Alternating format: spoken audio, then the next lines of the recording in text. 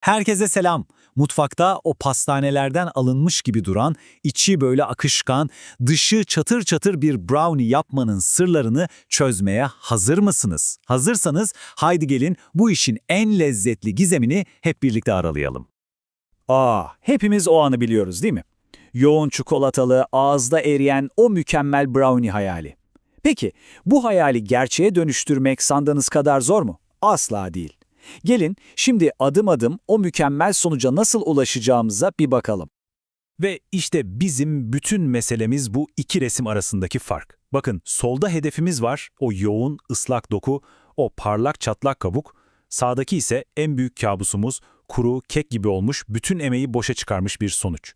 Bizim amacımız sizi kesinlikle soldaki tarafta tutmak. Bakın, mükemmel bir brownie'nin sırrı daha elinize çırpma telini bile almadan önce başlıyor. Doğru malzemeleri seçmekle. Bu ilk adım, inanın bana, başarının yarısı demek. Şimdi kural 1. Lezzeti gerçek tereyağı verir. Margarin asla onun yerini tutmaz. Kural 2. O yoğun tadı istiyorsak en az %60 kakao oranlı bitter çikolata şart. Ve tabii çikolatayı yakmamak için en güvenli yol benmari usulü. Son ve en kritik kural, o sıcak karışıma yumurtaları asla hemen eklemeyin. Oda sıcaklığına gelmesini bekleyin, yoksa elinizde çikolatalı bir omlet bulursunuz, benden söylemesi. İşte bu cümleyi bir yere yazın, buzdolabınıza asın, aklınızdan asla çıkarmayın. Belki de en sık yapılan, en affedilmeyen hata budur. Un miktarını sadece bir kaşık bile fazla kaçırırsanız, o ıslak, yoğun doku uçar gider. Elinizde sadece çikolatalı bir kek kalır. Unutmayın, azı karar, çoğu zarar. Malzemelerimiz tamamsa şimdi işin tekniğine, karıştırma aşamasına geçiyoruz. Brownie'nin o meşhur yoğunluğunu elde etmenin sırrı tam olarak burada saklı.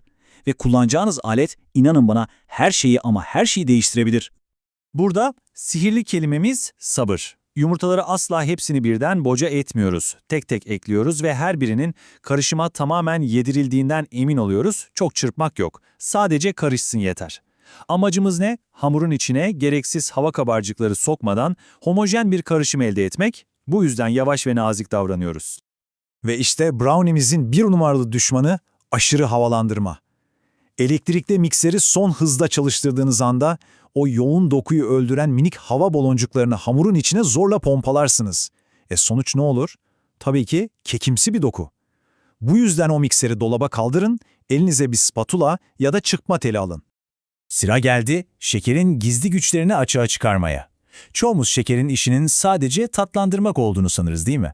Ama brownie'de olay çok daha farklı. Şeker burada aslında doku ve görünümün gizli kahramanı. Evet, yanlış duymadınız. Brownie'nin o ıslak, nemli kalmasını sağlayan şey de, hepimizin bayıldığı o parlak çatlak kabuğu oluşturan şey de aslında şekerin ta kendisi. Şeker, nemi içine hapseder ve pişerken yüzeyde eriyip karamelize olarak o harika görüntüyü yaratır. Yani sonuç tamamen sizin elinizde. Parlak bir kabuk mu istiyorsunuz? Şekeri erken ekleyin.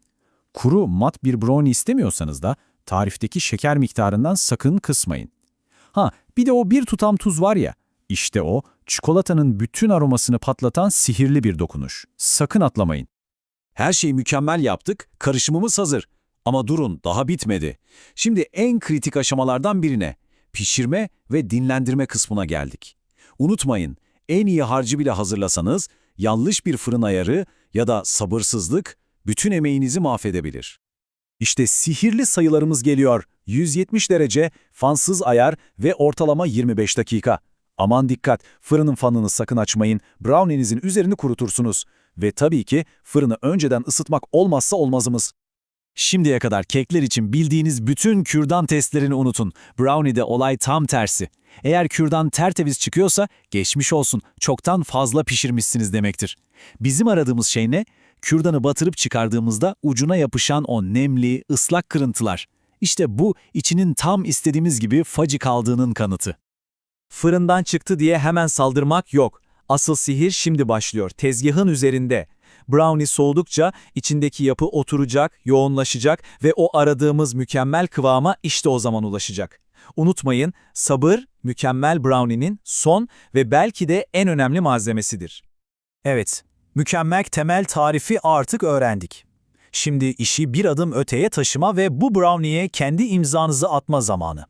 Haydi size ilham verecek birkaç şef dokunuşundan bahsedeyim. Mesela bir çay kaşığı espresso, çikolatanın tadını inanılmaz derinleştirir. Ya da pişirmeden önce üzerine gezdireceğiniz bir karamel sos.